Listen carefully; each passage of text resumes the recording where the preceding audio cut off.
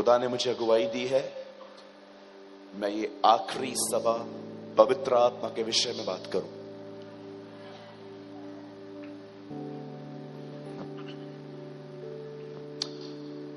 हम मुंबई में अपनी सभाओं को इस तरह पूरा करते हैं। पिता का प्रेम, हमारे प्रभु यीशु मसीह का अनुग्रह और पवित्र आत्मा की सहभागिता। हम मुंबई में सारी सर्विसेज इस तरह कंप्लीट करते हैं और आखिरी शब्द होता है पवित्र आत्मा की सहभागिता। पिता ने प्रेम किया, उसने पुत्र को भेजा। हमने पुत्र का अनुग्रह कैसे देखा? उसने पवित्र आत्मा दिया। पर क्या उस पवित्र आत्मा के साथ हमारी कोई सहभागिता है?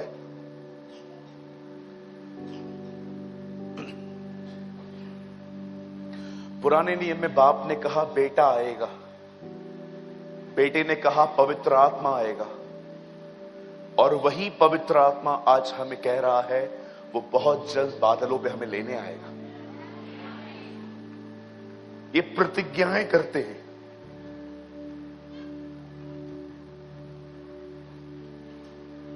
हमारी हिंदी बाइबल में लिखा गया है, आदि में परमेश्वर ने आकाश और पृथ्वी की रचना की।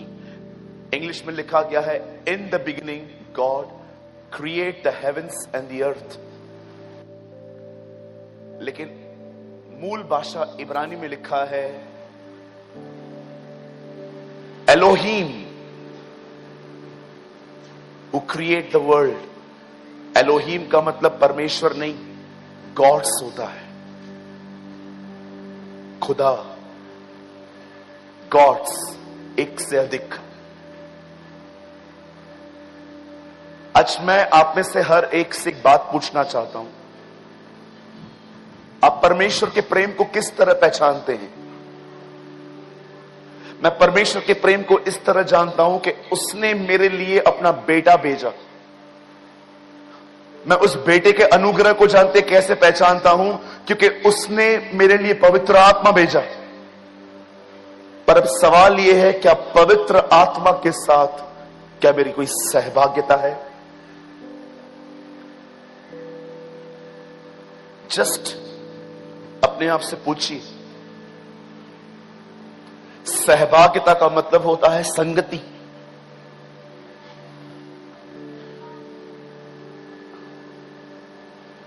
परमेश्वर को सब कुछ इसीलिए नहीं पता होना चाहिए क्योंकि वो सर्वशक्तिमान है। परमेश्वर को सब कुछ इसीलिए पता होना चाहिए क्योंकि आपने उसे बताया है। That's relationship. परमेश्वर को इसीलिए सब कुछ नहीं पता होना चाहिए because he is Almighty God, वो सर्वशक्तिमान है। लेकिन उसे सब कुछ इसीलिए पता होना चाहिए क्योंकि आपने उसे बताया है। उसे कहते हैं सहभागिता। ये बड़े दुख की बात है कि आज समस्याओं में हम पहले पास्टर को कॉल करते हैं, लोगों को ढूंढते हैं, सेवकाइयों को ढूंढते हैं, और जब थक जाते हैं तब खुदा से बात करते हैं। यही कारण है कि परमेश्वर हमारे बहुत सारे केसेस में कभी हाथ नहीं डालता, क्योंकि वो जानता है कि आप एक फॉर्मल वे में चलने वाले व्यक्ति हो। अगर आज आप इस महान पवित्र आत्मा को नहीं जानते जिसके विषय में बाइबल बताती है उसी ने यीशु को मुर्दों में से जिंदा किया है। डू यू नो पवित्र आत्मा कौन है? Who raised Jesus। भैया कहां लिखा है ये? उसी के आत्मा ने जिसने उसे मरे हुओं में से जिलाया, वो उसमें भागी जान के तुम्हें क्यों ना जिलाएगा। रोमियो 8:11 में लिखा है। आप बिलीव कर सकते हैं? जब बेटा कब्र में लेटा हुआ था तब बाप नीचे उतरा और उसने अपने पुत्र के अंदर श्वास फूका और मुर्दों में से जिलाया। आज बहुत सारे लोग पवित्र आत्मा के बारे में नहीं जानते। That is the reason their lives are very shallow and pathetic. उनकी जिंदगियां खराब और उनकी जिंदगियों में कोई गहराई नहीं दिखती हमें।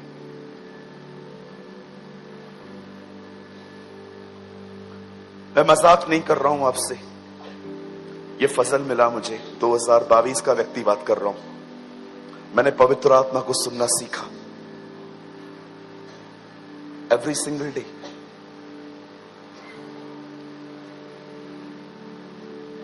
उससे खूबसूरत कोई संबंध नहीं है, उससे महान कोई संबंध नहीं है इस दुनिया में।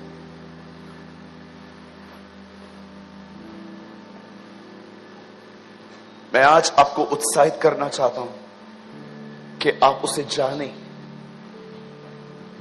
जानते हो पृथ्वी पे क्यों भेजा गया है? मैं वचन को शुरू करने से पहले एक आपको कहानी बताना चाहता हूं जो अपने आप में अर्थ रखती है। I really mean it.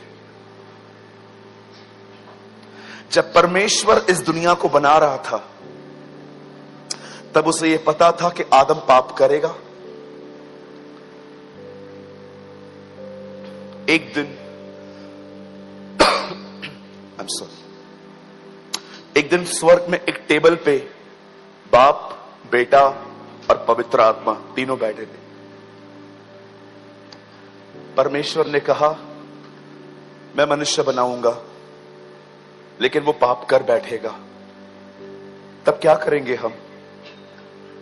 उसी समय पुत्र ने पिता का हाथ पकड़ा और कहा तू निराश मत हो, मैं उसे वापस ले आऊंगा, मैं अपना खून बहाऊंगा उसके लिए। और यीशु ने जैसे ही ये कहा, बिल्कुल पास में पवित्र आत्मा बैठा था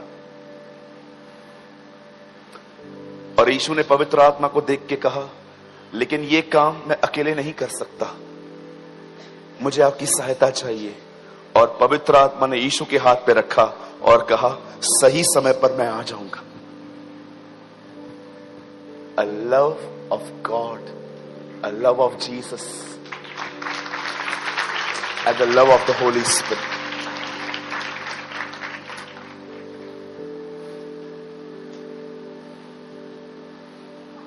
कुछ लोग कहते हैं पिता ही सब कुछ है, कुछ लोग कहते हैं बेटा ही सब कुछ है, लेकिन बाइबल बताती है वो इक्वल है। आपने देखा दरियाए यर्दन पे क्या हुआ? जब यीशु यर्दन पे बपतिस्मा ले रहा था तब वो पानी में खड़ा था। ऊपर से आवाज आई यह मेरा प्रिय पुत्र है जिससे मैं अति प्रसन्न हूं, और ऊपर से कबूतर के समान पवित्र आत्मा उतरा। क्या आपने देखा? बाप, बेटा, पवित्र आत्मा एक साथ, एक साथ, वो एक है, आप उन्हें अलग नहीं कर सकते। आप चाहे कितने भी सिद्धांत बना लें, वो एक है, भले ही उनके कार्य अलग अलग हैं, फिर भी वो एक है। आज की शाम जानिए और पहचानिए कि वो आपको क्यों मिला है। तैयार हैं आप सब? मेरे साथ बाइबल खोलें।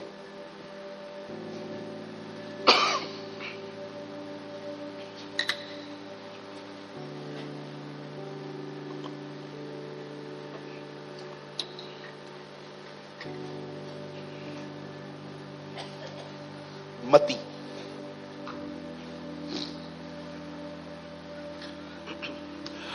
Open with me the gospel of Matthew. मती रचित सुसमाचार मेरे साथ खोलें। अगर आप बाइबल नहीं लाए हैं फिर ऐसा न करें, हमेशा अपनी बाइबल साथ लाएं। और कोई भी व्यक्ति मोबाइल में बाइबल नहीं पढ़ेगा। अगर उनके पास नहीं है प्लीज आप उन्हें दिखाइए, लेकिन कोई भी मोबाइल में बाइबल न पढ़े।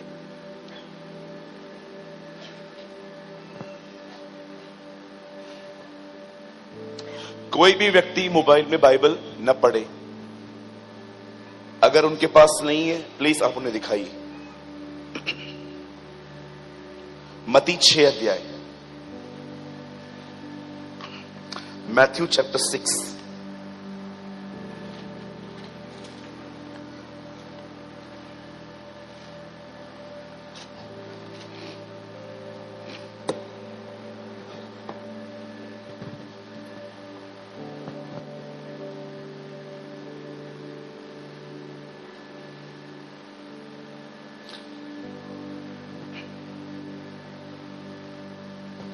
मैं आपके लिए एक वचन पढ़ रहा हूं, 6 अध्याय का 9 वचन। तुम इस रीति से प्रार्थना किया करो, हे हमारे पिता, तू जो स्वर्ग में है, तेरा नाम पवित्र माना जाए। मैं 3 गिनूंगा, आप में से हर एक को अपनी अपनी बाइबल में ये रिपीट करना है। ओके, 1 2 3।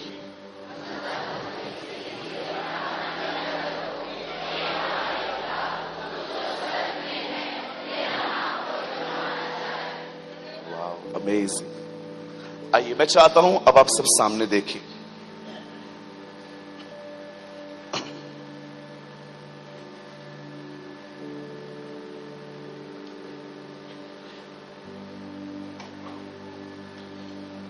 बड़े ध्यानपूर्वक सुने।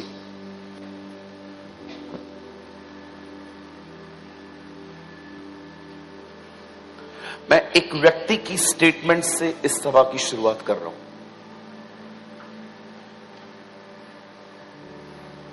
His name was William booth.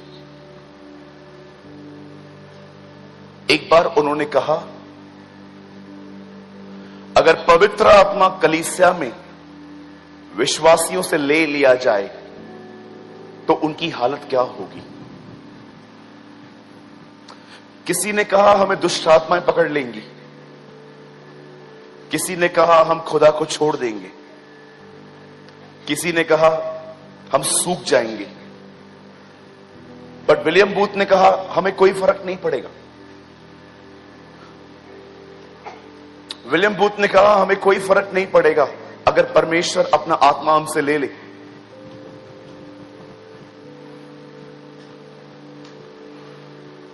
उसके बाद उन्होंने कुछ एक ऐसी लाइन कही जो पूर्ण सत्य है आज की जनरेशन के साथ भी। उन्होंने कहा हमें इसीलिए फर्क नहीं पड़ेगा क्योंकि हम पवित्र आत्मा पर निर्भर ही कहां रहते हैं।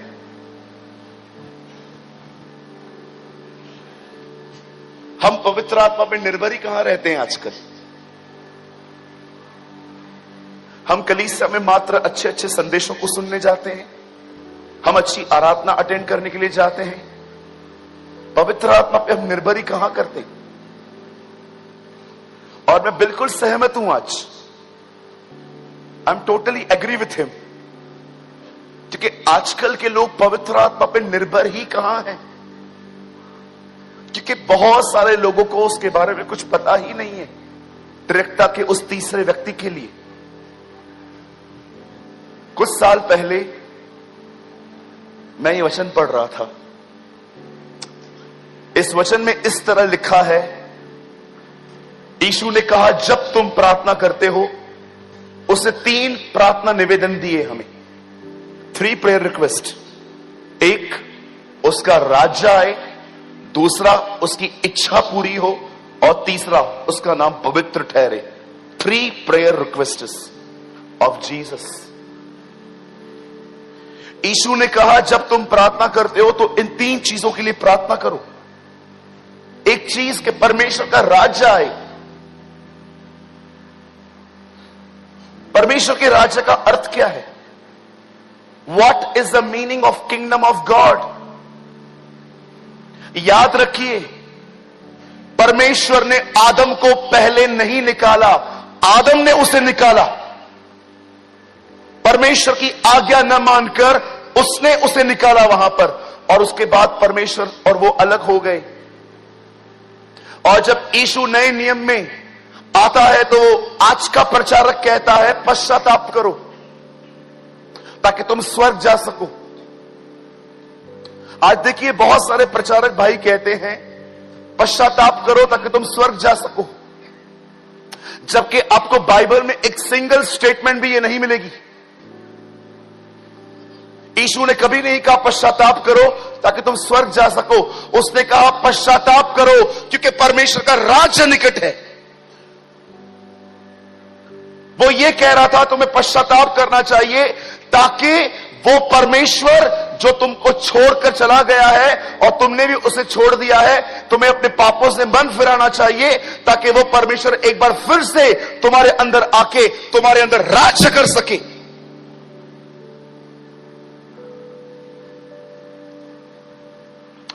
तेरी इच्छा पूरी हो। कैसे होती है?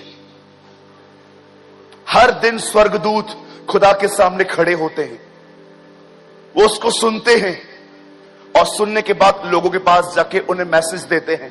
क्या आपको कलाम पाक में आपने देखा जिब्राइल एक मैसेंजर है, जिब्राइल एक संदेश देने वाला है। मरियम के पास संदेश यही लेकर आया था कि तू गर्भवती होगी। यह संदेश उसने कहां से पाया? खुदा से पाया। वो खुदा के सामने खड़ा रहता है और जो खुदा उसे कहता है वो जाके वो बोल के आता है। उसकी इच्छा कैसे पूरी होती है? पहले उसके सामने खड़ा रहना पड़ता है, उसका संदेश लेके लोगों को देना पड़ता है।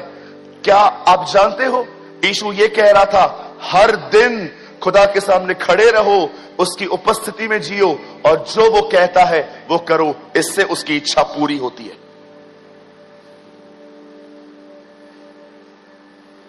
तेरा नाम पवित्र माना जाए। मैं ये बताना चाहता हूं, मैं बहुत कंफ्यूज था सालों तक। मैंने इंग्लिश बाइबल पढ़ी, मैंने हिब्रू पढ़ी, मैंने ग्रीक पढ़ी, मैंने सब पढ़ा। कभी कभी मुझे लगता था प्रिंटिंग में कुछ प्रॉब्लम हुई है।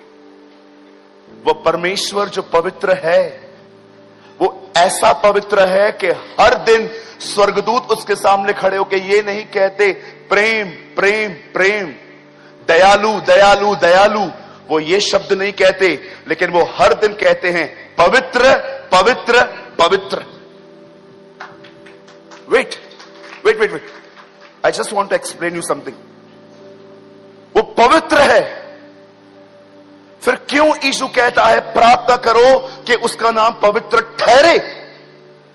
कभी आपके अंदर बाइबल को पढ़ते समय इस वचन के प्रति कभी सवाल उठा है कि ये कैसी दुआ करवा रहा है प्रभु? वो परमेश्वर जो अनादिकाल से अनंत काल तक पवित्र है, उसके लिए क्यों ये कहा जा रहा है? यीशु कह रहा है उसका बेटा कि जब कभी तुम प्रार्थना करो तो 3 दुआएं करो, उसका राज्य आए, उसकी इच्छा पूरी हो और उसका नाम पवित्र ठहरे। क्या परमेश्वर का नाम अशुद्ध है? क्या परमेश्वर का नाम अनक्लीन है? You need to understand this. आपको यह समझने की आवश्यकता है आज। याद रखिए, जब यीशु इस धरती पर आए, जितना वो 5 साल में पवित्र था उतना ही वो 30 साल में भी पवित्र था। उसकी पवित्रता हर दिन बढ़ती नहीं गई जैसे हमारी बढ़ती है। हम सब पापी जन्मे, जब हमने ईमानदारी से अपने पाप स्वीकार किए तब खुदा ने हमें बदला, लेकिन यीशु के साथ कभी ऐसा नहीं हुआ। आप जानते हो जब परमेश्वर की दया एक व्यक्ति पर आती है तो उसने जो कुछ पाप किए थे वो माफ किए जाते हैं, और जब अनुग्रह आता है तो इसीलिए आता है जो पाप मैंने किए मैं वो फिर से न करूं। दया हमेशा पास से नाता कर रखती है और अनुग्रह सदैव भविष्य से नाता रखता है। इसीलिए आप पौल की हर पत्री के अंदर इस तरह पढ़ोगे कि परमेश्वर का अनुग्रह और उसकी दया तुम पर होती रहे, ताकि तुम्हारा पास माफ हो सके और तुम फ्यूचर में वो गलतियां फिर से न कर सको। मैं हैरान होता हूं जब मैं इन वचनों को पढ़ता हूं। मैं कोई अपनी बड़ाई नहीं कर रहा। आपको लगता होगा मैं बाइबल बहुत पढ़ता हूं, आप गलत हैं। मैं बाइबल बहुत कम पढ़ता हूं, पर पढ़ी हुई बातों के बारे में बहुत सोचता हूं। इसे हिंदी में कहते हैं मनन करना, इंग्लिश में कहते हैं मेडिटेट करना। मैं कोई शास्त्री नहीं हूं कि मैं सारा दिन बाइबल लिख के, मैंने जितनी बाइबल पढ़ी पहले के दिनों में बहुत पढ़ी, पर अब जो मैंने पढ़ा है मैं उसके बारे में विचार करता हूं कि ये जो लाइन लिखी है ये क्यों लिखी गई है। अगर आप बाइबल पढ़ते हैं और पढ़ी हुई बात के बारे में सोचते नहीं है, you are wasting your time. आप अपने समय की बर्बादी कर रहे हैं, क्योंकि हो ही नहीं सकता कि वो पढ़ने से समझ में आए, नहीं तो आज बहुत लोग समझ जाते। उसे पढ़ने के बाद सोचना पड़ता है। एक दिन मैं एक वचन पढ़ रहा था जिसमें लिखा हुआ था, यीशु पतरस, याकूब और यूहन्ना को लेके पहाड़ पे गया, और वहां पर जाने के बाद वहां पर वो लोग देखते हैं कि वहां पर एलिया और मूसा प्रभु यीशु मसीह से आमने सामने मिलने आए थे। पतरस कहता है, क्या मैं 3 तंबू बनाऊं आप लोगों के आराम के लिए, एक आपके लिए, एक मूसा के लिए, एक एलिया के लिए। मेरा एक सवाल है यहां, पतरस की उम्र 35 साल तक नहीं है और ये नबी 1000 साल पहले आए थे। पतरस ने कैसे पहचाना कि ये एलिया है, ये मूसा है? इतने सारे नबी हैं, ये दोनों ही क्यों मिलने आए? जब आप परमेश्वर के वचन को पढ़ते हो तो आपके सवाल निकलने चाहिए। अगर आपके सवाल नहीं निकलते तो ये साफ है आप बाइबल नहीं नॉवेल पढ़ रहे हो। मैंने एक दिन खुदा से कहा, खुदा इन दोनों को कैसे पता चला कि ये एलिया और मूसा है? प्रभु ने मुझे कहा, क्या तूने वहां देखा? वहां एक बादल है, वो बादल पवित्र आत्मा का प्रतीक है। पतरस पर इसीलिए प्रकट हुआ क्योंकि वहां पवित्र आत्मा था। तब मैं ये बात जान गया, जब एक व्यक्ति प्रभु की उपस्थिति में चले तो वो हजारों साल वाली पहली वाली बातें जान सकता है। एलिया और मूसा ही क्यों आए प्रभु? तब मुझे पता चला मूसा मरा है, एलिया जिंदा है, और बीच में यीशु खड़ा है। वो जीवित और मरे दोनों का परमेश्वर है। You will see the amazing things जब आपको पवित्र आत्मा सिखाए।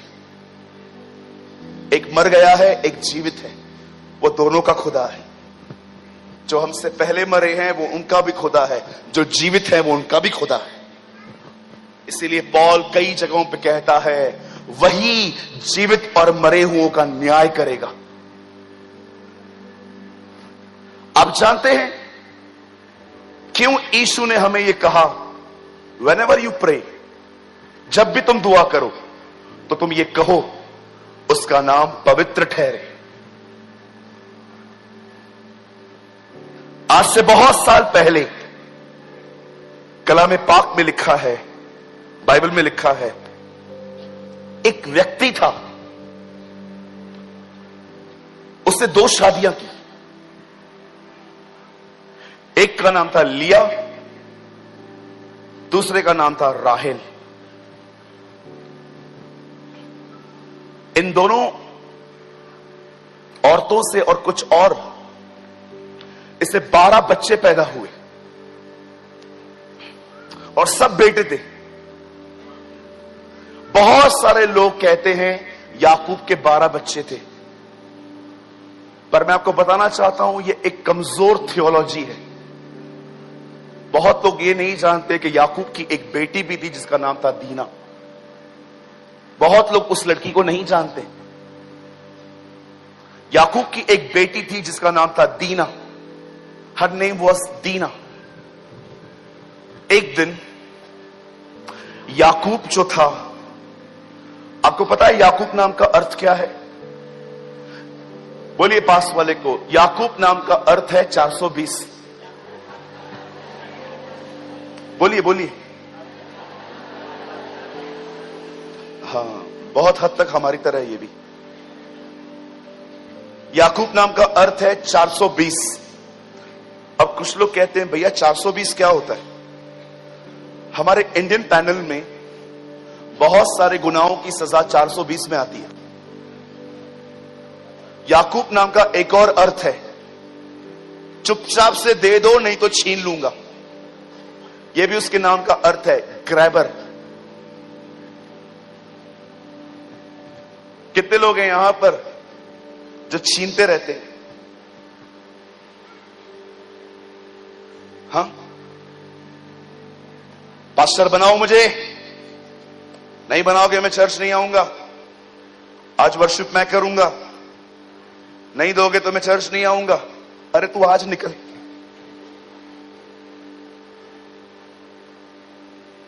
मैं अपनी कलीसिया में अगर किसी को देखूं ना जो पोजीशन के पीछे आ रहे हैं, मैं उनको 6-8 महीना बिठा देता हूं, बैठ जाओ।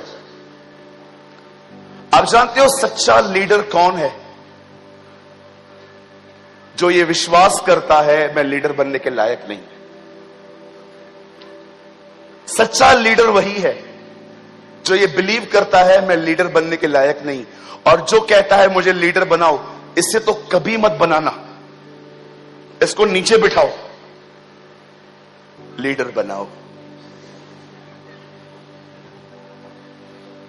मुझे चेयरमैन बनाओ, मुझे सेक्रेटरी बनाओ, मुझे खजांची बनाओ। तू बाहर खड़ा रहे, जो लोग जूते नीचे रखते हैं उसको उठा के ऊपर रख। जो व्यक्ति सेवक नहीं है उसे कभी प्रधान नहीं बनाना चाहिए। ये मैं नहीं, ये कलाम पाक कहता है।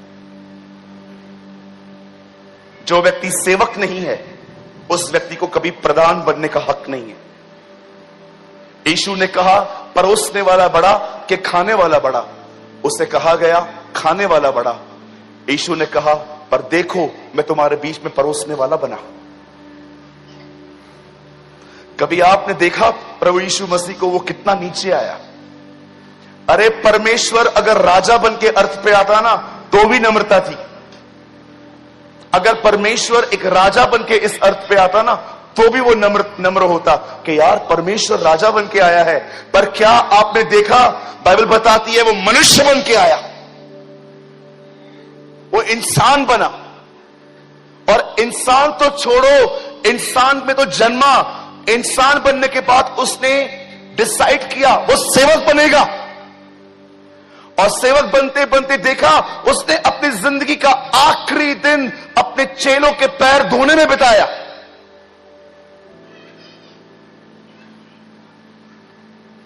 एक हम है दिन प्रतिदिन ऊपर जाते रहते हैं, एक वो है जो प्रतिदिन नीचे आया था। और उसी ने हमें कहा मेरा पीछा करो, फॉलो मी। कितनी बहनें हैं मुझे बताइए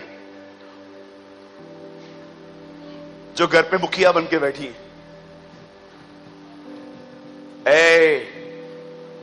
मेरे से पूछा क्या?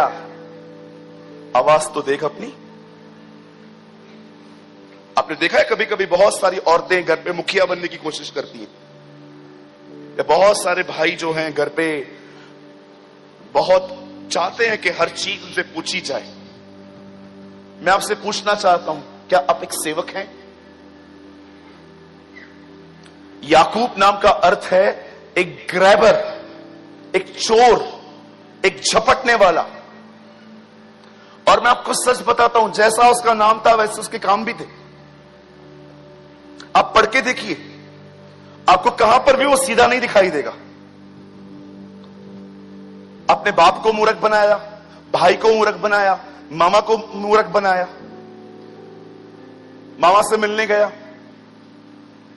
उससे अपने भाई के घर में चीटिंग्स की। इसकी मां ने बोला जा मामा के पास जा। इसका मामा इससे बड़ा चीटर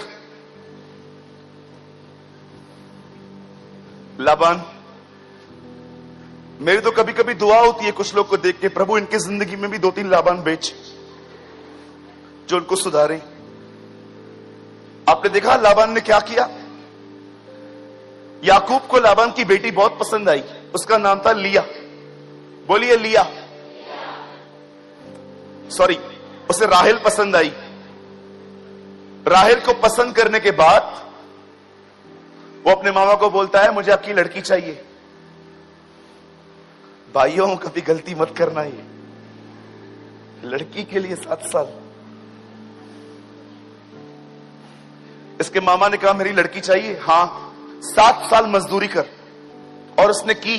तू कभी मत करना भाई, 7 साल नौकरी कर, अपनी कार लेना से अच्छा। मैं तो 1 मिनट ना बिताऊं लड़की के लिए मेहनत।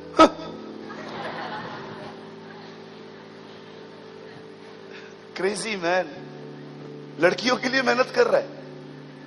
मैं तो 1 रुपया न दूं। इसका मामा भी देखो कितना शाना है, 7 साल उससे काम करवाया है। 7 साल के बाद बाइबल में पहली बार ये शादी रात को हुई। आप पढ़ सकते हैं, ये पहली मैरिज थी जो रात को हुई। उसे लड़की दी गई इतने मोटे घूंघट में। शादी हो गई। सुबह उठा, इसे पता चला ये राहेल नहीं लिया है। इसे कहते हैं दिखा के हॉलीवुड दिया बॉलीवुड।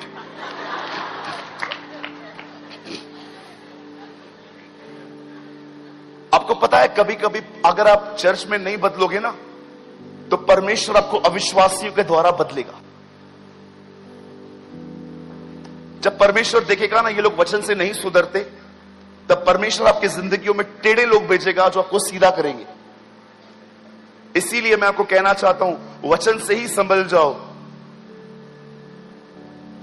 एक कहावत है अंग्रेजी में, When God deals you, it's painful.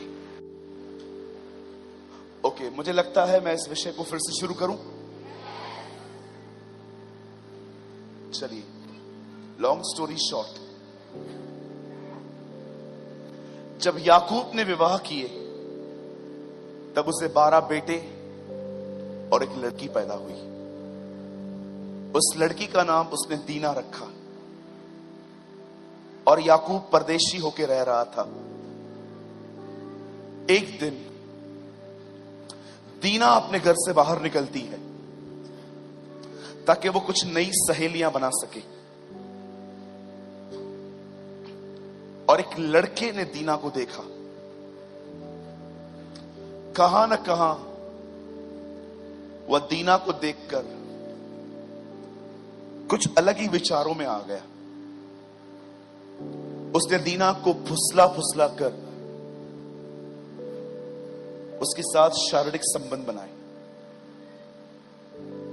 उसने उसके साथ व्यभिचार किया शादी से पहले। आप जानते हैं जब ये बात दीना के भाइयों को पता चली, ये सारी चीजें शादी के बाद होती हैं, आपको पता है, लेकिन उसने ये सब पहले कर दिया। जब याकूब के भाइयों को ये बात पता चली तो उन्हें बड़ा गुस्सा आया और उन्होंने क्रोध में आके बहुत कुछ कहा। तब उस लड़के के खानदान से कुछ लोग आए और वो लड़का भी आया और वो याकूब को अप्रोच करने लगा कि मैं आपकी लड़की से शादी करना चाहता हूं। तब याकूब ने साफ कह दिया कि आप मेरी बेटी से शादी नहीं कर सकते। क्यों? क्योंकि आप और हम अलग हैं। हम वाचाओं के भागी हैं। हमारे परमेश्वर के साथ हमारी कुछ वाचाएं हैं। परमेश्वर ने पुराने नियम में कहा था इब्राहिम के खानदान के हर लड़के का खतना होगा। इंग्लिश में लिखा गया है I will print my covenant on their bodies. मैं अपनी वाचा उनके बदन पर रखूंगा। I will print my covenant on their bodies. Yakub ने उसे यह बात कह दी कि हम अपनी लड़कियां नहीं दे सकते आपको, क्योंकि आप हमारी तरह वाचाओं के भागी नहीं हो। परमेश्वर हमें अलाउ नहीं करेगा। तब जानते हैं जिस लड़के ने यह सब किया था उस लड़के ने क्या कहा, मैं तैयार हूं आपके परमेश्वर की सारी बातें मानने के लिए। मैंने ऐसे बहुत सारे लोगों को देखा है जो शादी करवाने के लिए जबरदस्ती लोगों को बपतिस्मा भी दिला देते। मेरे ऑफिस के अंदर एक भाई आया, उसने कहा ये लड़की है, मैं उससे प्यार करता हूं। मैंने कहा ब्रदर ये प्रभु में है? बोला प्रभु में नहीं है, लेकिन ये बपतिस्मा लेने के लिए तैयार है। सी द हिपोक्रेट जनरेशन, एक पाखंडी पीढ़ी जो शादी करने के लिए जबरदस्ती लोगों के नियम बना रही है। एक लड़का मुझसे मिलने आता है और कहता है मैं इस लड़की से प्यार करता हूं, और मैं उससे पूछता हूं क्या ये लड़की विश्वासी है? बोलता है नहीं ये विश्वासी नहीं है, लेकिन ये बपतिस्मा लेने के लिए तैयार है। ये मसीहत है? ये हमारी मसीहत है? क्या हम इतने नीचे आ चुके हैं कि अब अपनी स्वार्थीपूर्ण अभिलाषाओं को पूरा करने के लिए हम लोगों के सामने इस तरह की शर्तें रखेंगे? मैंने उस भाई से कहा भैया बपतिस्मा तो ये ले लेगी, पर क्या इसने भीतर से प्रभु यीशु मसीह को समझा है? उसकी आंखें झुक गई।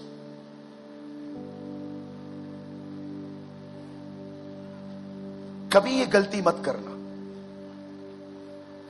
कभी ये गुनाह मत करना कि एक व्यक्ति खुदा को जानता नहीं है, लेकिन आप उसे पसंद करते हो और आप उसे कन्विंस करते हो, ओ आप भी प्रभु में आ जाओ, फिर हम एक करेंगे। बाइबल साफ कहती है विश्वासियों की शादी विश्वासियों से होनी चाहिए, अविश्वासियों से नहीं। असमान जुओं में न झूठो। असमान, ये एक समान है, असमान नहीं है। खुदा ने साफ कहा था जब भी तुम जब खेत में जाओ तो दोनों तरफ या तो गधे ले लो या दोनों तरफ बैल ले लो। एक तरफ गधा दूसरी तरफ बैल मत लो, क्योंकि ये इम्बैलेंस होगा। आप सोचिए, आप प्रभु में हैं, हर दिन दुआ करते हैं, हर दिन वचन पढ़ते हैं, 7 दिन संगति करते हैं, लेकिन वो खुदा को नहीं जानते। आपको पता है आगे चल के कितनी प्रॉब्लम्स होती हैं लोगों को। Be alert. वो लड़का आके कहता है ओके मैं करूंगा दीना के साथ शादी, मैं खतना करवाने के लिए भी तैयार हूं, आई एम रेडी। और उन्होंने करवाया भी। इस बीच इसके भाइयों का क्रोध ठंडा नहीं हुआ था कि इसने हमारी बहन को अनक्लीन किया है, इसने हमारी बहन को फुसलाकर व्यभिचार किया है। इसके भाइयों ने मौका ढूंढा, हथियार निकाले और एक दिन घुस गए उनके गांव में और गांव के गांव को खत्म कर दिया। उन्होंने सबको मार दिया, कुछ ही लोगों को छोड़ दिया खाली। जब ये बात याकूब को पता चलती है कि उसके बेटों ने बगैर उससे पूछे उन लोगों पे हमला किया है और मार दिया है, तब वो अपने बेटों को बुला के फटकार लगाता है। और जानते हो याकूब उन्हें फटकार में एक लाइन बोलता है।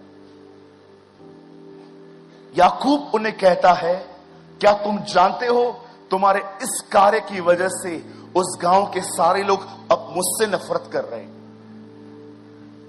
बड़ी अजीब बात लगी, जो लड़ाई में शामिल भी नहीं था अब उससे दुश्मनी है लोगों की। याकूब ने कुछ नहीं किया, उसे तो पता भी नहीं था कि उसके लड़के तलवारें और भाले लेकर उनको मारने गए हैं, अन्यथा वो रोकता उन्हें।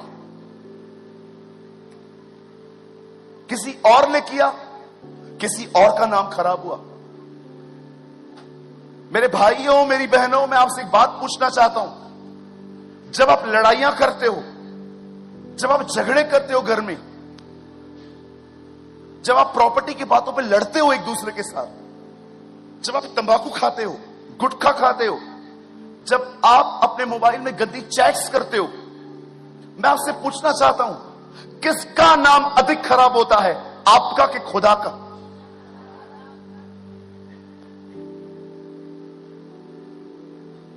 यीशु ने कहा, जो नगर पहाड़ पे बसा है वो नगर कभी छुप नहीं सकता। हमेशा याद रखना, शैतान आपको कहेगा छुप कर पाप कर, लेकिन एक दिन ऐसा आएगा, ट्रस्ट मी, वो काम बाहर आएगा, वो प्रकट होगा। मेरे भाइयों, मेरी बहनों, दीना को कुछ लोगों ने भ्रष्ट कर दिया। याकूब के भाइयों ने उसका बदला लिया। याकूब की कोई गलती भी नहीं थी, उसके बाद भी याकूब से वो लोग नफरत करने लग गए। जब मैं इस कहानी को पढ़ता हूं, इस सत्य घटना को पढ़ता हूं, तब मुझे कई बार परमेश्वर जानते क्या कहता है, देख याकूब था भी नहीं बीच में, तो भी उसका नाम खराब हुआ। वैसे ही मैं कई बार तुम्हारे मामलों में होता भी नहीं हूं, लेकिन अन्य जातियों में तुम्हारे कारण मेरे नाम खराब होते हैं।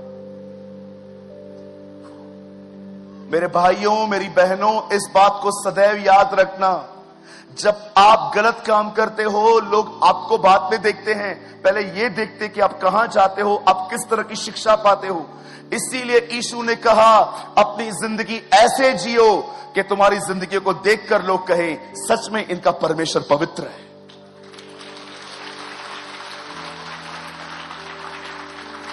इस पृथ्वी पर विश्वासियों के कारण ही प्रभु का नाम अपवित्र ठहरता है, परंतु यह बात याद रखिएगा, इस अर्थ पे विश्वासियों के कारण ही उसका नाम पवित्र भी ठहरता है।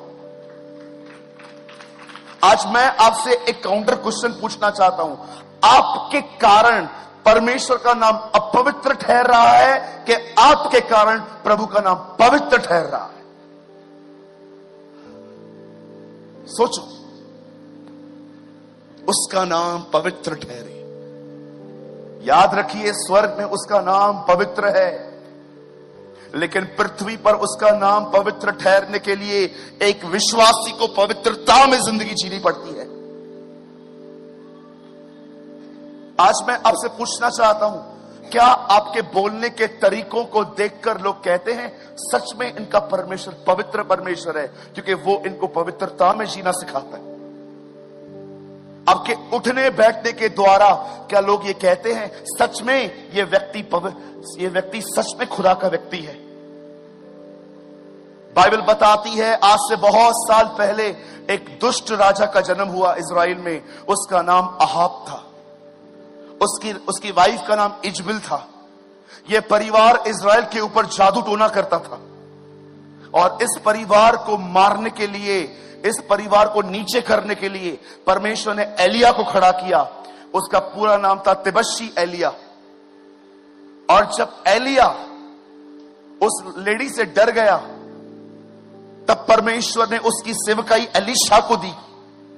और जब एलीशा अपनी सेवकाई शुरू करता है, उन दिनों में एक बहन रहती थी, वो अपने पति को कहती है, मैं एक व्यक्ति को जानती हूं, वो व्यक्ति बड़ा पवित्र जन है, मैं चाहती हूं हमारे घर के ऊपर जो पहला माला है उसके लिए वहां पर एक टेबल, एक चेयर, एक कुर्सी और एक लैंप और कुछ और चीजें रखी जाएं, ताकि वो नबी जब भी यहां से पास हो वो वहां पर आए और आराम करे। एलीशा हमारी तरह कोई प्रचारक नहीं था, एलीशा हमारी तरह कोई आधा पौना घंटा प्रीच करने वाला नहीं था। कैसे उस बहन ने जाना कि ये व्यक्ति परमेश्वर का पवित्र जन है? मेरे भाइयों, मेरी बहनों, सदैव याद रखना, याद रखिए,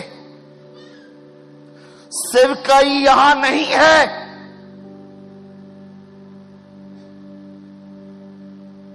मिनिस्ट्री यहां नहीं है, पुलपिट पे यह सेवकाई नहीं है। सेवकाई है यहां से निकलने के बाद आप लोगों से कैसा बर्ताव कर रहे हैं, दैट्स मिनिस्ट्री।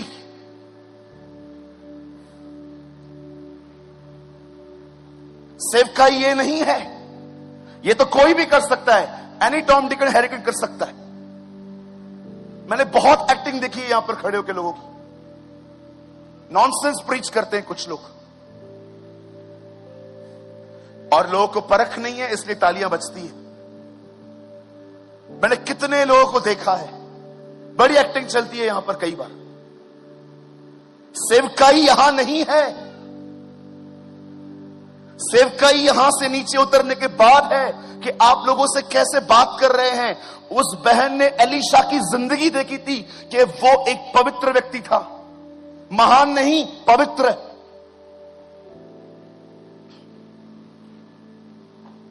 वो जानता था बहनों के साथ डिस्टेंस रखना चाहिए। एक दिन उसे ये जानना था कि ये बहन जिसने मेरे लिए अपना कमरा बनाया है, इसके जिंदगी में क्या कमी घटी है। आप जानते हो वो उसकी कमी घटी उससे नहीं, अपने सेवक गहजी से पूछता है कि इसके लिए क्या किया जाए। एक अभिषिक्त व्यक्ति अपनी सीमाओं को पहचानता है। वो जानता है मुझे कितनी बात करनी चाहिए।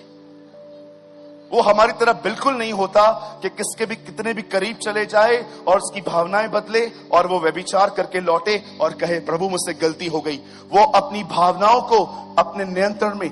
याद रखिए, अगर आप किसी को देख रहे हो और उस पर मोहित हो रहे हो, ये पाप नहीं है। लेकिन अगर अपने आप को आपने कंट्रोल नहीं किया, अगर आपने अपने फीलिंग्स को मेंटेन करना नहीं सीखा, आप व्यभिचारी बन जाओगे, पता भी नहीं चल पाएगा।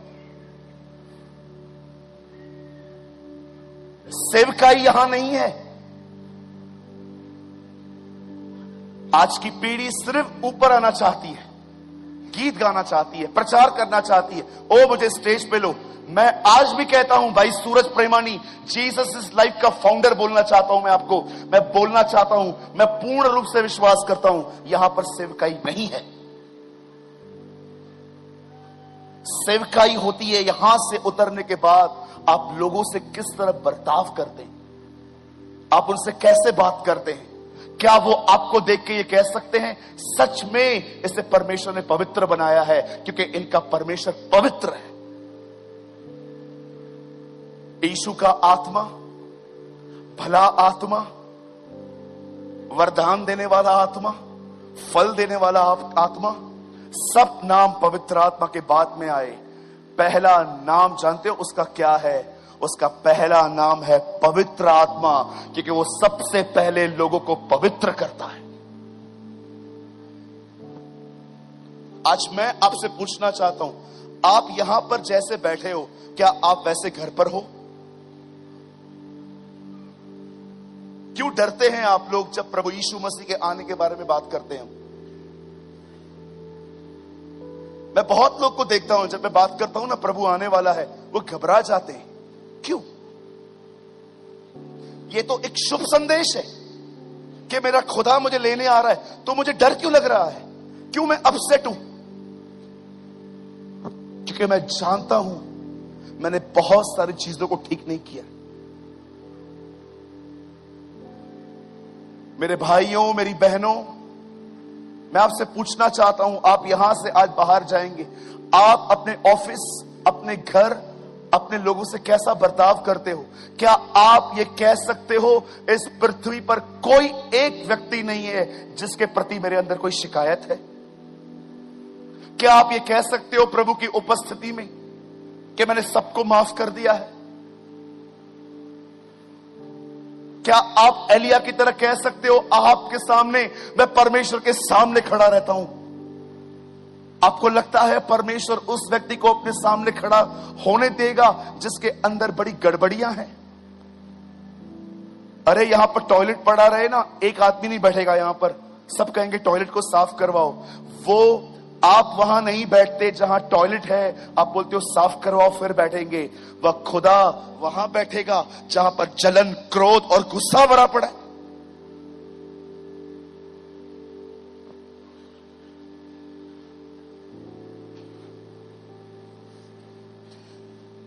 जानते हैं परमेश्वर का नाम पवित्र कैसे ठहरता है? जब आप पवित्र होते हो।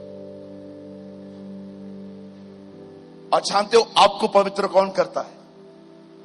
पवित्र आत्मा।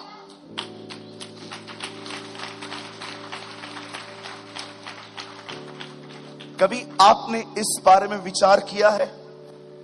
लोग बॉम्ब बांध के पब्लिकली चले जाते हैं, 26/11 को मुंबई में एक हमला हुआ,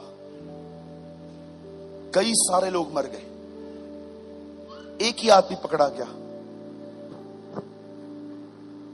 आप सोचिए, उन्हें पता होता है ऑलरेडी कि जो जाएगा वो मरेगा। कौन है जो इतनी गंदी कुर्बानियों के लिए इन्हें तैयार करता है? कितनी बड़ी बात है ना। दुष्ट आत्मा एक व्यक्ति को पूरी तरह से दुष्ट बना लेता है, लेकिन पवित्र आत्मा आज विश्वासी को पवित्र नहीं कर पा रहा। दुष्ट आत्मा एक व्यक्ति को पूरी तरह से दुष्ट बना सकता है, लेकिन पवित्र आत्मा लोगों को आज पवित्र नहीं कर पाता। जानते हो क्यों?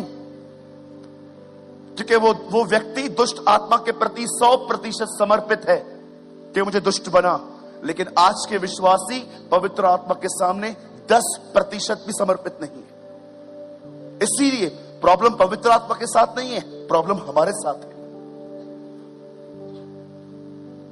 आपको पता है, जब एक व्यक्ति पवित्र आत्मा से भर जाता है तो उसकी जिंदगी में क्या होता है? कभी आपने इस बारे में सोचा भी है कि जब यीशु क्रूस पे लटक रहा था, वहां पर लटकने के बाद जब उसने कहा, हे पिता इन्हें माफ कर, ये नहीं जानते ये क्या कर रहे हैं, और जैसे यीशु ने अपना प्राण त्याग दिया, कलाम पाक कहता है एक व्यक्ति था वहां पर खड़ा था जो घुटनों पर आया और बैठ के कहता है, मैं निश्चय जानता हूं। लूका में लिखा है, वो कहता है वो धर्मी था, और एक जगह लिखा है वो कहता है ये पवित्र व्यक्ति, परमेश्वर का पवित्र जन और उसका पुत्र था। मैं प्रभु को कह रहा था, प्रभु आपने कोई प्रचार नहीं किया, और हो भी सकता है कि आपकी आवाज उस व्यक्ति तक नहीं पहुंची हो। ये व्यक्ति कैसे कन्विंस हुआ आपको देखकर कि आप परमेश्वर के बेटे हो? आप जानते हो, जब रोमी लोगों को मारते हैं तो पहले वो लकड़ी टांगते नहीं है, पहले वो लकड़ी जो है वो सुला देते हैं, उसके ऊपर आदमी को रखते हैं, उसके बाद 2 लोग हाथ खींचते हैं और एक व्यक्ति कीला मारता है। जब भी लोगों के हाथ खींचे जाते हैं और उन पे कीले मारे जाते हैं, वो लोग इतना चिल्लाते हैं, गालियां देते हैं, ए छोड़ मुझे, गालियां श्राप सब देते हैं। उन्होंने, जानते हो, पहली बार एक ऐसे व्यक्ति को देखा जिसको वो मार रहे थे, और वो उन्हें श्राप नहीं दे रहा था, वो उन्हें गालियां नहीं दे रहा था, और उन्होंने पहली बार इतिहास में एक ऐसे व्यक्ति को देखा जिसको वो मार रहे थे, वो सह रहा था। आपको पता है किस व्यक्ति ने उसे बताया कि ये उसका बेटा है? उसके जीवन ने, उसके ज्ञान ने नहीं, उसकी जिंदगी ने। अरे 2 शब्द क्या आपको कहे कोई, आज संबंध हिलने लगते हैं आपके, कलीसियाएं बदल देते हो आप। मैं इस चर्च में नहीं जाऊंगी, यहां के लोग अच्छे नहीं है, मैं उस कलीसिया में नहीं जाऊंगी, इस कलीसिया में पॉलिटिक्स है। तुम आत्मिक हो ना, तो तुम दूसरों को संभालो। कलीसियाएं बदलने से कुछ नहीं होता, अपनी जिंदगियां बदलो। वो चर्च छोड़ देंगे, वो चर्च छोड़ देंगे, वो चर्च छोड़ देंगे, वो चर्च छोड़ देंगे। हर जगह आपको गलतियां दिखती हैं। गलतियां उनमें नहीं है, गड़बड़ियां आप में है।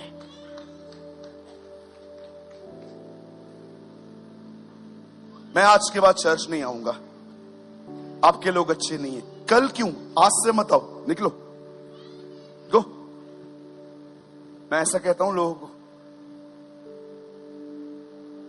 रिश्ते बदलते हैं हम, कपड़े बदलते हैं हम, मोबाइल बदलते हैं हम, कलीसियाएं बदलते हैं हम। कभी आपको ऐसा नहीं लगा मुझे खुद को बदलना चाहिए? जानते हो पवित्र आत्मा किसे भरता है?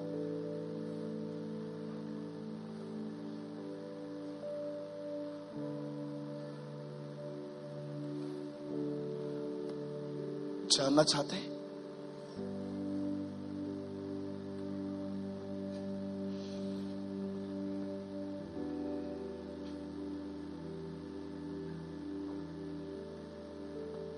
साढ़े 3 साल अब अपनी जिंदगी को दिखाने के बाद पर्व के अंतिम दिन वो खड़ा हुआ और उसने कहा, यदि कोई प्यासा है तो मुझ में से पिए। किस चीज का प्यासा? जो कोई मेरी तरह जीवन जीने का प्यासा है वो मेरे पास आए और मुझ में से पिए। आप जानते हो पवित्र आत्मा किन्हें भरता है? ये एक भेद है, ये एक रहस्य है।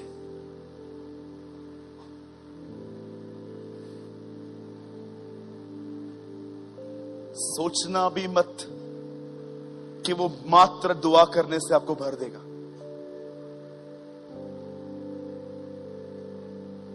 एक रात एक व्यक्ति के पास कुछ गेस्ट आते हैं, मेहमान आते हैं। उस आदमी को मेहमानों के सामने परोसने के लिए कुछ नहीं था। तब वो पास वाले के घर जाता है। वो अपने बच्चों के साथ सोया हुआ था और ये कहता है, हे मित्र, मेरे घर पे अतिथि आए हुए हैं, क्या तू कुछ देगा उनके सामने परोसने के लिए? तब वो उसे कहता है, नहीं, मेरे पास नहीं है और मैं नहीं उठ सकता क्योंकि मैं बिछौने पर अपने बच्चों के साथ लेट चुका हूं।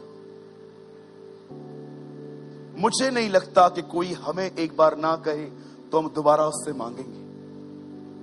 आप किससे शक्कर मांगने जाओ और उन्हें कहो मुझे शक्कर चाहिए, वो आपको कहे नहीं है, आप दोबारा मांगोगे? मैं भी नहीं मांगूंगा। अगर हम किसके घर जाएं और 3-4 मिनट तक वो हमारे सामने दरवाजा न खोलें, ये जानते हुए भी कि आपको पता है कि वो बैठे हैं लेकिन खोल नहीं रहे, अंदर से टीवी की आवाज आ रही है, मुझे नहीं लगता आप जिंदगी में कभी उसके घर पे फिर कभी जाओगे। आपको लगेगा ये बेइज्जती है, इट्स अ इंसल्ट। आप सोचो अगर आपके घर में आटा खत्म हो जाए और पास वाले के पास जाके कहो मुझे आटा चाहिए और वो आपको कहे मेरे पास नहीं है। आप दूसरी बार छोड़िए, आप जब तक जिंदा हैं आप भूखे मर जाएंगे लेकिन उससे कभी नहीं मांगेंगे। लेकिन इस आदमी में यह बात नहीं थी। इस आदमी को जब मना किया गया कि मेरे पास कुछ नहीं है, इस आदमी ने फिर भी मांगा, हे दोस्त उठ, मुझे कुछ दे। और लिखा है उसने बार बार मांगा और बार बार मांगने के बाद कलाम पाक कहता है वो उठा और उससे भोजन दिया। ये कहानी बताने के बाद यीशु ने कहा, अब मैं तुमसे कहता हूं, मांगो तो तुम्हें दिया जाएगा, ढूंढो तुम पाओगे, खटखटाओ तुम्हारे लिए खोला जाएगा। क्योंकि जो कोई मांगता है उसे मिलता है, जो पाता है, जो ढूंढता है वो पाता है, जो खटखटाता है उसके लिए खोला जाता है। जब तुम बुरे होकर अपने बच्चों को अच्छी वस्तुएं देना जानते हो तो मैं स्वर्गीय पिता तुम्हें मांगने पर पवित्र आत्मा क्यों न दूंगा। प्रभु कैसे मांगना है? बार बार मांगो, जब तक न मिले तब तक मांगो। जानते हो जो एक बार मांगे उसे क्या बोलते हैं? प्रेयर। पर जानते हो जो बार बार मांगे उसे क्या कहते हैं? जुनून, पैशन। कितने लोग हैं मुझे बताइए, कितने लोग हैं जब आप पवित्र आत्मा से भर जाते हैं एक पहाड़ पे खड़े हो जाते हैं? कितने लोग हैं आप सेलिब्रेट करते हैं, थैंक यू जीसस आप मुझे यहां पर लेकर आए। कभी सेलिब्रेट मत करो। कभी भी जिस पहाड़ पे चढ़ जाओ, कभी वहां पर देख के नीचे देख के ये मत देखो वाओ मैं कितना ऊपर आ गया, प्रभु का धन्यवाद। ये गलती होगी। कभी भी परमेश्वर तुम्हें आत्मा से भरे, तुम्हें ऊंचा उठाए, पहाड़ों पे खड़ा कर दे, वहां से खड़े होकर नीचे मत देखना और खुदा का शुक्र मत करना इस बात के लिए, धन्यवाद प्रभु आप मुझे कहां लेकर आए, धन्यवाद। मैं आपको सच कहता हूं आप बैक स्लाइड हो जाओगे। हमेशा जब खुदा आपको पहाड़ पे खड़ा कर दे, वो आपको आत्मा से भरे। ये मत देखो मैं कितना ऊपर आ गया हूं, देखो इससे ऊंचा पहाड़ कौन सा है, वहां जाना है। कभी संतुष्ट मत होना कि बस थैंक यू लॉर्ड आपने मुझे दे दिया, मुझे और चाहिए और चाहिए और चाहिए, मुझे भर अपनी आत्मा से। जब एक व्यक्ति के अंदर 2000 दुष्ट आत्माएं आ सकती हैं, तो हमारे अंदर पवित्र आत्मा की भरपूरी कितनी आ सकती है।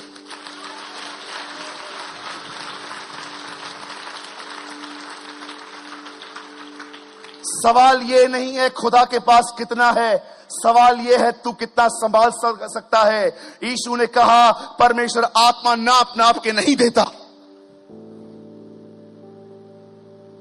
मैं कभी पवित्र आत्मा से भर जाता हूं, मैं कभी खुदा को ये नहीं कहता हूं ओ प्रभु धन्यवाद आप मुझे इतना ऊपर लेकर आए, बस थैंक यू। मैं हमेशा उसे कहता हूं मैं संतुष्ट नहीं हूं, मुझे और भर और भर। कैथरीन कुलमैन कभी कभी प्रचार नहीं करती थी, जस्ट वो आती थी और लोग चंगे हो जाते थे। कभी कभी वो अपने मुंह से शब्द भी नहीं निकालती थी, जस्ट वो खड़ी होती थी और लोग घुटनों पे आकर रोते थे। मुंबई में एक सभा हुई, एक चंगाई सभा 2005 बीकेसी में। प्रचारक प्रचार करके चला गया, 3 दिन की सभा थी। अगले दिन एक औरत अपने बीमार पति को वहां ले आई उस ग्राउंड पे। तब उसे पता चला, वो हैदराबाद से थी, और उसे पता चला सभा पूरी हो चुकी है। उसने अपने बीमार पति को एम्बुलेंस से कहा चल घूम आते हैं वहां से। लोग कचरा साफ कर रहे थे। उसने किससे पूछा आज सभा नहीं है, बोला कल खत्म हो गई।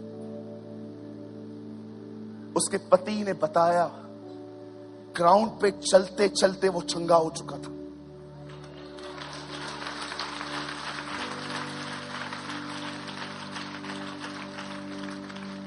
परमेश्वर का दास चला गया, परमेश्वर की सामर्थ वही थी।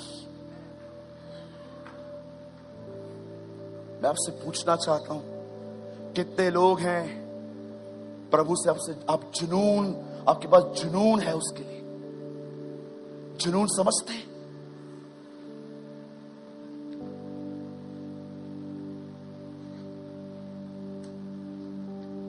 जब आप शादी पे जाते हो क्या देखते हो? शादी पे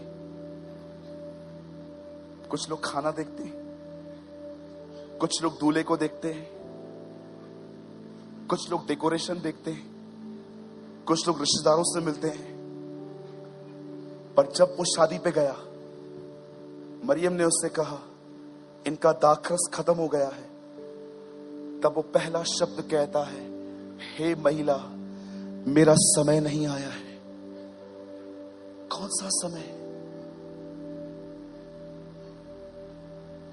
आप बिलीव कर सकते हैं शादी जैसे माहौल में उसे याद था कि उसका जन्म मरने के लिए हुआ है। इसे कहते हैं जुनून। वो जानता था वो क्यों पैदा हुआ है, मरने का जुनून। एक व्यक्ति जब मर जाता है उसके बदन के ऊपर गंधरस, लोबान, सुगंधित वस्तुएं रखी जाती हैं। आपने देखा जब प्रभु यीशु मसीह मर गए, उन्हें कब्र में रखा गया, स्त्रियां सुबह सुबह सुगंधित वस्तुएं ले आ रही थी। लेकिन क्या आपने देखा जब प्रभु यीशु मसीह का जन्म हुआ तब ज्योतिषी आते हैं और उसके सामने लोबान और गंधरस और बहुत सारी चीजें रखते हैं। अरे ये चीजें तो मरने के बाद रखी जाती हैं, ये लोबान अब क्यों लेकर आए हो? पहले दिन से उसे बताया जा रहा था उसका जन्म मरने के लिए हुआ है। दैट्स पैशन, जुनून, पैशन।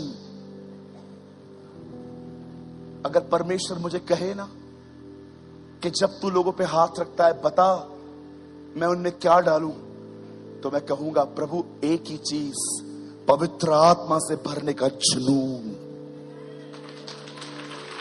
जुनून।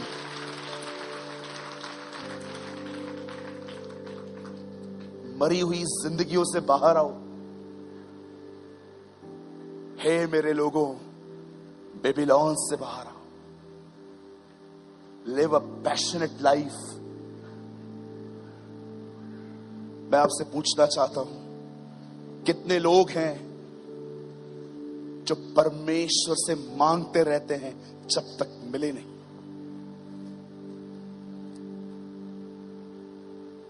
कुछ साल पहले अमेरिका में एक व्यक्ति प्रचार कर रहा था। उसके प्रचार से हजारों लोग चंगे हो रहे थे। एक लड़के ने उस सभा को अटेंड किया। अटेंड करने के बाद जब उसने देखा कि इस प्रचारक के अंदर से प्रभु बह रहा है,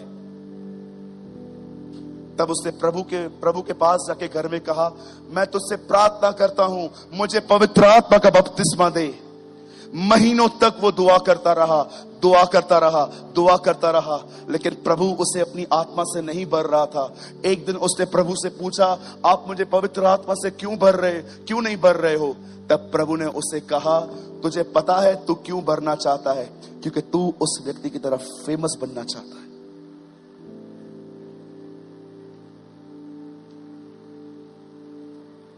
और उस लड़के ने अपनी भावनाएं बदली।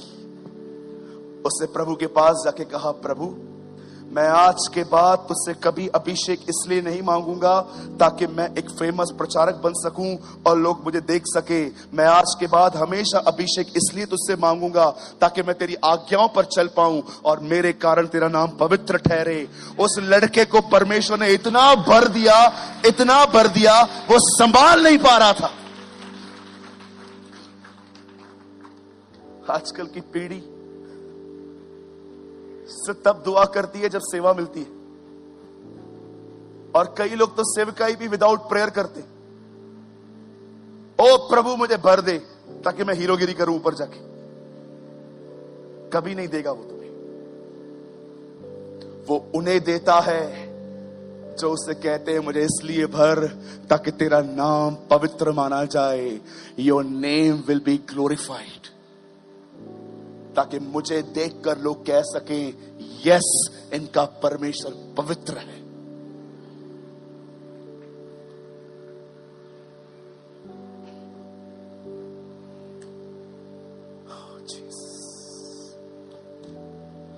I preach what I practice. मैं वो बता रहा हूं जिस पे मैं चलने की पूरी कोशिश करता हूं।